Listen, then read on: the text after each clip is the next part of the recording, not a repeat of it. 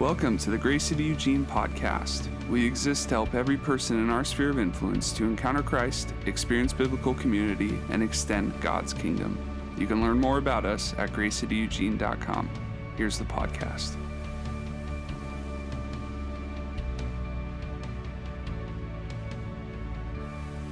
Well, hello everybody, and welcome back to the Extended Cut. I'm Pastor Chris, and I am joined by the one, the only, Master Casey Olsen.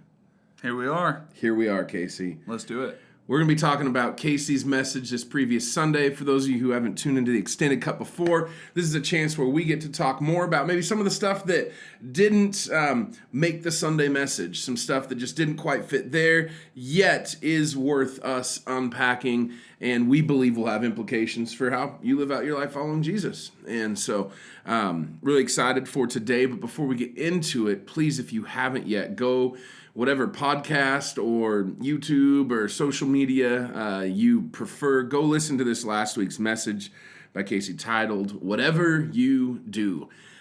You will get lost quick if you just jump into this conversation without hearing the message. And so please pause this, go listen to that, and then come back and join us. We'd love to have you. That being said, Casey, will you give us a quick recap of this last weekend's message? Yeah, so we're continuing on in our Core Strength sermon series. That's right. So we are in the third chapter of Colossians right now. And essentially at this point in the letter, Paul has gone from like this theology that he is maybe describing or prescribing, and then he's kind of now gone in, last week was kind of, your sermon was kind of the first part, now my sermon is where it goes from like description, big ideas to like practically these are the implications for your life. And so this week, the way that plays out is like talking about Christ at the core in the context of the Christian household. Now, specifically in this passage, it's going to be looking at the dynamics of an ancient household, which is going to have some similarities, some things that are going to still be applicable, still be true, still be like incredibly relevant for our lives. And there's going to be some relational dynamics that maybe have changed a little bit, that look different because of our culture, because of our different time. And so essentially what we did this week is we looked through the relationship between husbands and wives, parents, and then specifically fathers is where it kind of hones in on, and their children, and then masters and bondservants. And so we kind of had to look at this and say, how much of this is like a definitive, this is transcending time and culture, this is a truth that God in his creative wisdom has said, this is how I've designed this system or this unit to be, versus what maybe was a cultural thing that God was trying to address and say, hey, that's not a long-term plan. This is just something that we're managing for now, but ultimately as we change the heart, we're going to see changes in that system too. And so we got to kind of unpack all of those fun dynamics. This is a passage that pokes at just about everyone that it's aimed at. And Paul likes to do that, doesn't he? He does like to do that. And what's unique about this passage, too, is how short it is. Some of these other passages, like Ephesians 5, that maybe dedicates like a whole chunk of it to say, like, this is my heart for the dynamics between a husband and a wife. Yeah. And this one, we just get like two quick statements, and he's like moving on to the next one. And so it's a bit of a challenging passage, but as we work through it, we see that like there's a real beauty and power in like getting to submit ourselves to the gospel and inviting God to be reflected when we're in public and when we're in private. And that there's often an unfortunate distinction between the two. Yeah. So trying to take on that challenge of saying, we're going to not just profess to be followers of Jesus. We're not just going to act like we have Christ at the core when we're outside of the house, but when we're within it, when we're in our comfortable walls of safety and security, it's also going to be something that we're saying like, no, this is still at the core of the dynamics within our home. That's good. That's good stuff. So would you say that the reason that maybe Paul was shorter with this explanation of the household than in Ephesians is just because the people of Colossae had the book of Ephesians to read, so they just kind of knew that stuff already? I suppose it's possible. I didn't do any research today on the dating or timelines of some of these kinds of things. And so, unfortunately, no, they didn't have like all these letters bound up in a Bible on our shelves like we do. But there could have been some sort of correspondence before in oral tradition. We saw earlier in the letter that like Paul was obviously tight with some of the leaders in this church, and so it could have been a teaching that was passed off in a different way. And so, yeah, you would assume that there is some sort of familiarity because he doesn't choose to unpack it like he did in Ephesians. I think the other side of why I bring that up is just what a privilege it is to have everything in our language on our phones and in a book. And so many times we forget that fact when we look at how these people, maybe what was being addressed by Paul, or some of the behaviors we see in the Bible. And we're like, well, clearly don't they know what God did here? And it's like, not yet. Yeah. And so, they didn't have that. I just think that's important to remind us, because we can go bounce around and see all the places, but they just didn't have that privilege. No, we live in a very special time, and then just outside of even what we have within the text, the fact that we have access to so many resources that validate, that speak more truth, that give more context. Like there's so many things that we can turn to for help and support as we're working through challenging topics and systems that people of the ancient world were not privy to. Yeah, no, that's good. So I imagine that there probably really wasn't anything. But if you were to say there's something difficult about preparing this message, what would that have been? Yeah, all of the dynamics are challenging. Anytime you're talking about slavery in the Bible, there's just so many people that have tried to attack that. That have tried to say, because the Bible doesn't have any like outright verses or like proclamations that say, slavery is bad kind of thing. Like it's just a difficult topic to address because there's so many negative voices out there. But at the same time, it's a cool thing to get to go in and get to provide more context, to get to like explain some of the language and look at the systems and recognize that the ancient world that existed a couple thousand years ago was so different. And so when it comes to translating and putting these terms in modern ways that we understand them, we really don't do it justice when we just slap slavery, but there's nuance and there are other vocabulary renderings, which is why I really liked that the ESV translations had bondservants, where the NIV and some of these other ones that we often pick up might say slaves. It just, to me, that just creates an unnecessary hurdle. It creates a bit of a block that's like, we can look at a translation that says, no, let's try to address the nuance in this. And so I really appreciated that about that specific translation. But then even when we're talking about something that's maybe more definitive, this is a challenging passage, the relationship between husbands and wives and the family system and order that God's created. Just in our world, in our society, like that's a difficult truth for many people to take in. It's even something a lot of Christians are divided over. And there's nuance and levels to that too. Like for some people, it's just a leadership thing. For some people, it does go more into the home system. I just really struggle not reading a text like this and not being like, how can you say that's not there? Like he's very blunt in this passage about it. And so it's one of those challenging passages that we have to say, okay, God, I come in a cultural moment and I have feelings and experiences that make me want to not be okay with this, that make me want to throw my own opinions, my own values, what I believe to be right and good, and how the family system could or should be ordered over this. And I said, I need your help. Help me understand this. Help me work through this. And even if, like I said in the sermon, even if it's not something that's necessarily challenging to you personally, recognizing that for many others, it is. Yeah. It's a big deal. And so just having to work through some of those tensions. And then honestly, as I was thinking about this in preparation, probably the most difficult aspect for me in preparing for this The section I addressed the least in this passage was between parents and children.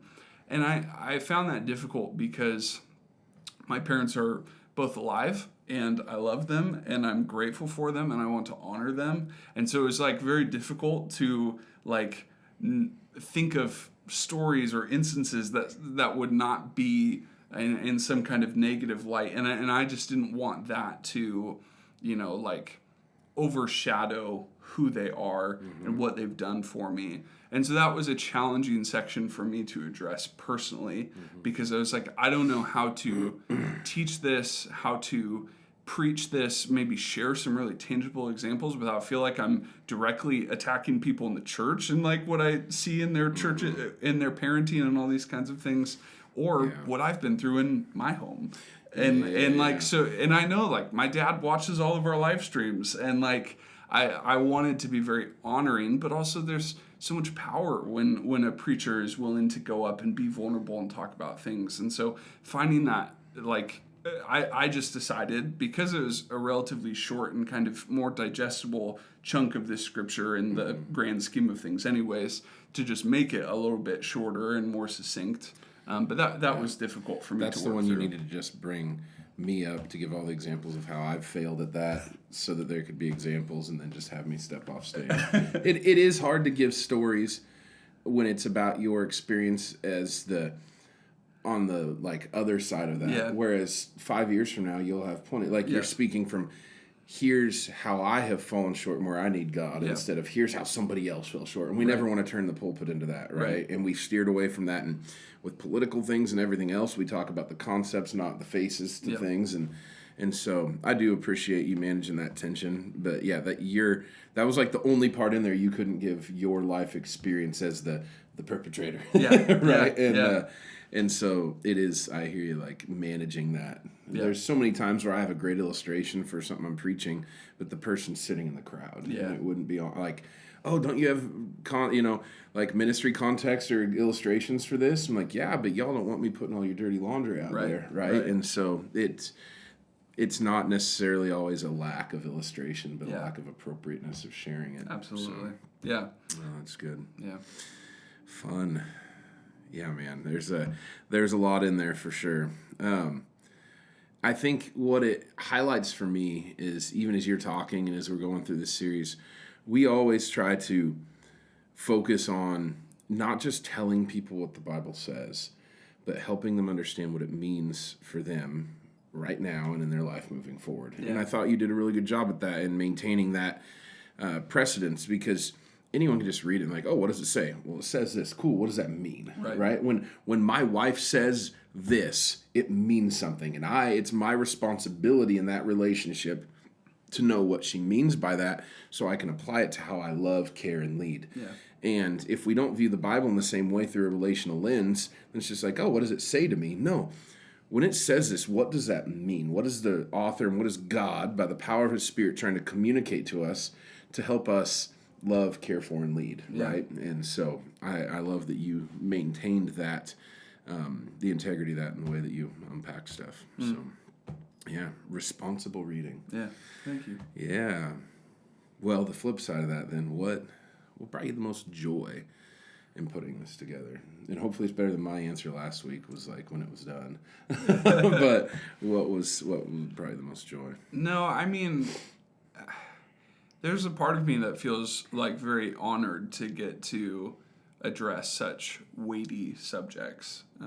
For as difficult as it is, like knowing that I am going up and I'm preaching God's truth and I'm sticking true to the best of my ability what I and what theologians I admire have interpreted about the text.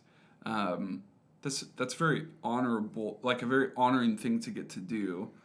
And then I think it's also fun because I've now got to do this enough where even when I feel some hesitancy or nervousness about a particular subject or passage, I just know that God can blow away my expectations if I stay true to the truth that he's preserved in this text. And that was the case this weekend. Like, conversations I got to have afterwards. Not having anyone come up to me like berating me or like super frustrated or annoyed at anything, and like to just stay true to the best of my ability, like what the text says, what God's heart is for this issue, and then to just see that land on people's hearts. When you know there's so many cultural things fighting against this, at least certain aspects of this passage, certainly not all of them, that it's just so encouraging to see God be faithful.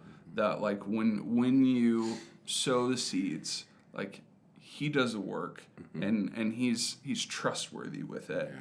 And I think that's true when you're preaching on a stage, or when you are having a hard conversation with a friend, or when you're leading your small group, or all these kinds of things. There's so many moments where it feels like I could take it a little easy on this truth. I don't need to quite go there this time. Yeah.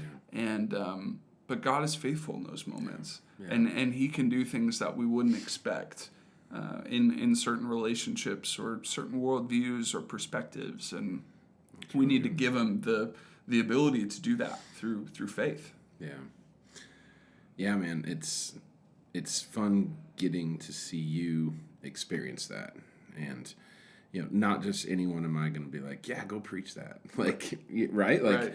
That's been cultivated over time, and the trust and just your faithfulness to the Word of God as you deliver it. But getting to experience, and that doesn't mean there's no hard conversations afterwards. Right. Like last week, I had hard conversations afterwards because of what I preached about. Yeah. But God moved in those, and they were filled with grace and understanding, and there's a maturity in people approaching me in those conversations that, like, nothing bad happens. Yeah. But there was plenty of landmines laid, yeah. Right? Our culture has landmines around all of these things, partially because it tries to protect them, and I'll say the culture, you might say the enemy, right? Mm-hmm.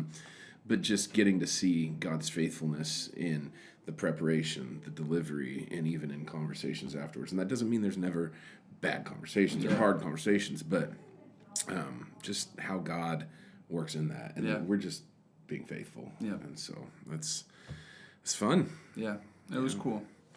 So is there anything that, like, as you've, the last couple days had a chance to think more, conversations that you've had that either contextual details, application points, anything that, like, you would like to share, add on to, expound upon from what you talked about? Yeah, one of the things that was interesting to me is that when you read a passage like Colossians 3, specifically like 18 and 19, where it's talking about husbands and wives, or even in Ephesians 5, the kind of longer passage that this is echoing, even though it is prescribing a certain kind of order and a headship in the home, it doesn't prescribe very specific roles of, like, how this all practically plays out in day-to-day life.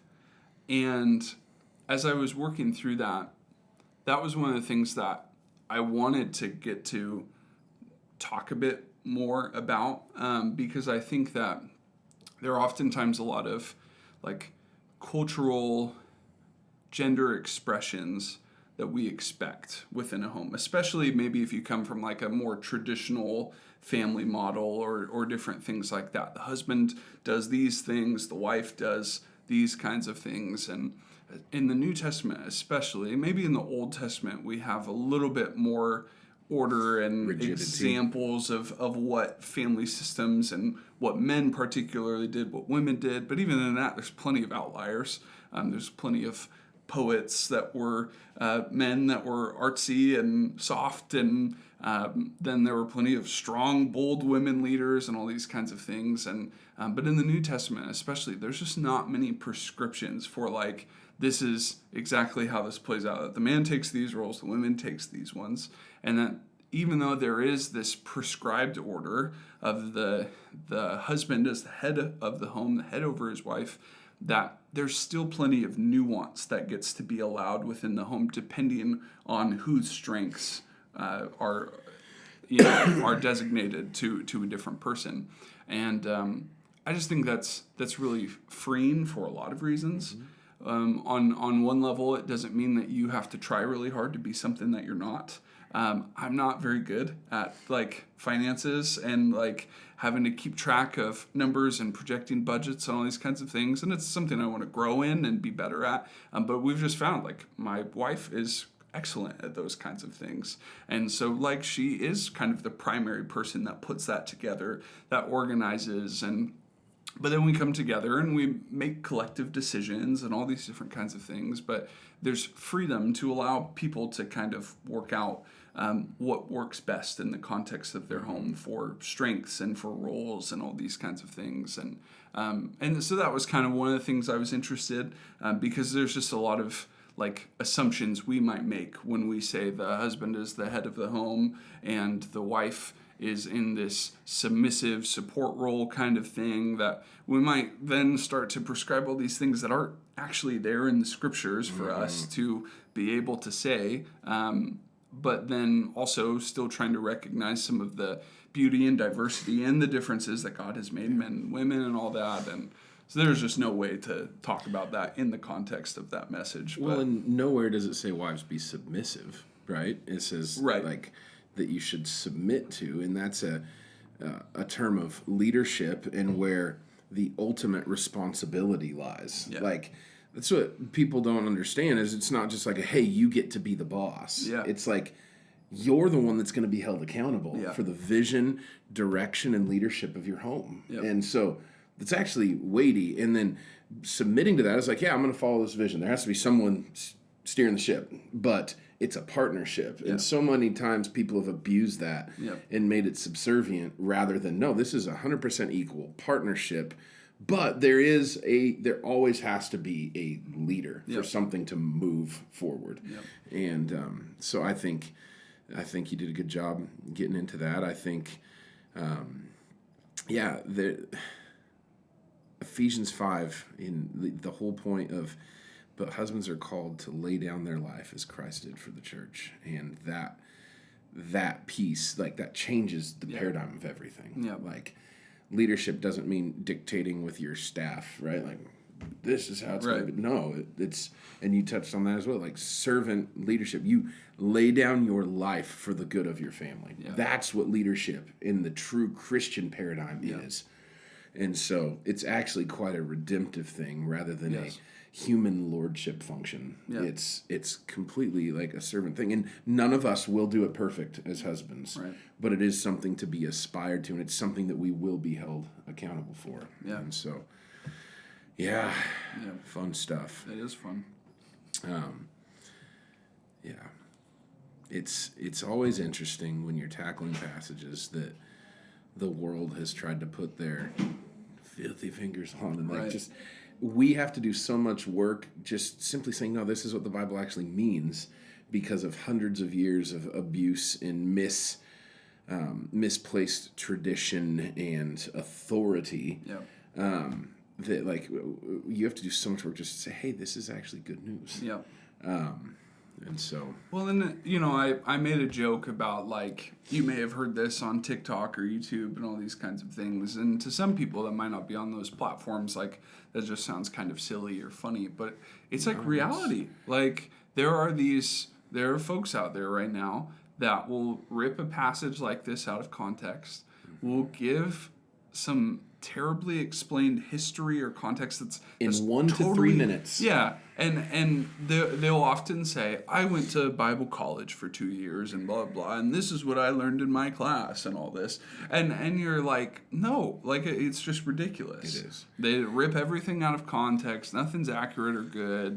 But a majority of our culture receives their information and education in headlines, not in context. Mm-hmm. And so being a responsible reader and a responsible Christian requires us to not just take anything for face value as far as that stuff goes. And that is how people receive information these days, for better or for worse.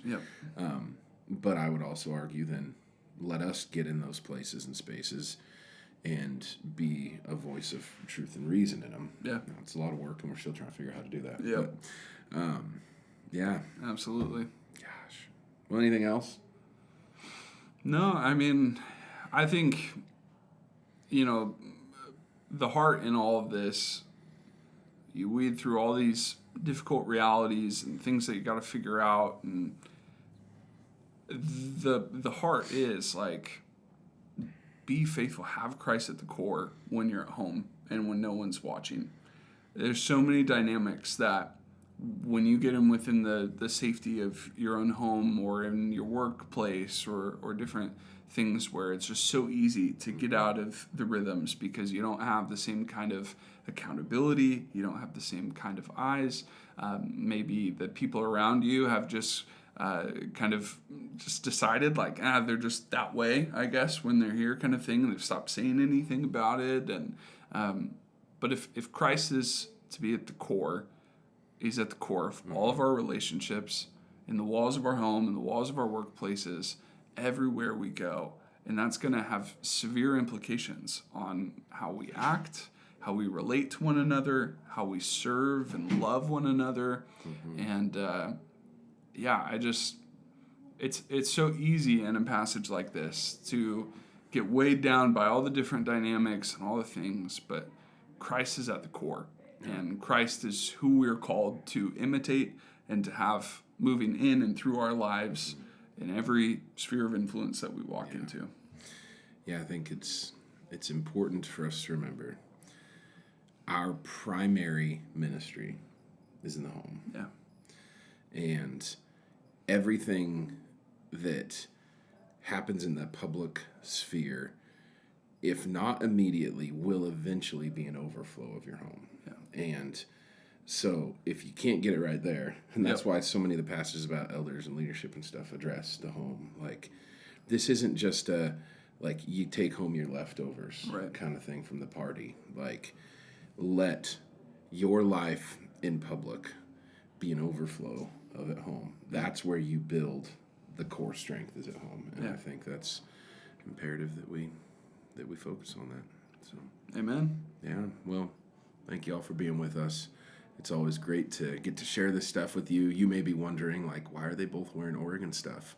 Well, that's just because we're unashamed. Unashamed. And we realize that Oregon was really in the Christmas spirit this last Saturday, and they nicely gift wrapped up this little win for our neighbors up north. And so we just wanted to celebrate that spirit of generosity in our attire today and recognize that. And also, we're not too, ashamed to celebrate with our brothers and sisters that may have been excited about the other side. That's okay. And nice for me. For Casey, he's struggling a little bit still. It's nice to win once every 4 or 5 years. So I'm happy for you too. I hate to remind you this because I'm wearing a Ducks sweater, but I believe it was 2 years ago. But anyway. You're just talking like a 20-year span average. Okay, yes. This battle may have been lost, but we know the victory has been won. Yes. So anyway, Praise it's good God. to be with you. Hopefully that we save that to the end so you wouldn't check out until after we got through the good stuff. But go back, make sure you're subscribing, liking this stuff. It'll help you get notified when we put out new things. And if you're a part of our church, we look forward to seeing you this coming Sunday. If you're not, we pray that you plug in wherever God has rooted you, find community, and make sure you're serving alongside other people. So we believe in the church, and wherever you are at, that you would plug in and serve in that way. So thanks for being with us, and we'll catch you next week. Go Ducks.